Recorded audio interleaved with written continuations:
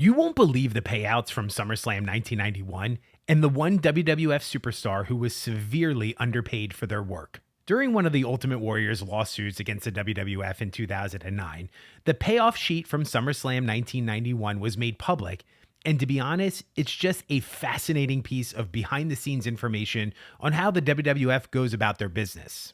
Overall, the event grossed over $404,000, but the talent payout for the event was $724,000. Now, that gross doesn't include pay-per-view buys, merchandise, and other revenue sources, but it's interesting to see that just at a talent level, it cost the WWF almost $1 million to run a pay-per-view in 1991. For the payout amounts, as you can imagine, the participants in the double main event were the highest paid. Hulk Hogan, $75,000. Ultimate Warrior, $75,000. Macho Man Randy Savage, $75,000. Looks like the Hulkster also got a nice $15,000 bonus as well. What kind of surprised me the most was the next tier that included Sergeant Slaughter at $50,000 and Miss Elizabeth at $50,000. I wonder if she had to supply her own wedding gown. The rest of the main event participants included referee Sid Justice at $25,000, Colonel Mustafa at $25,000, and General Adnan at $10,000.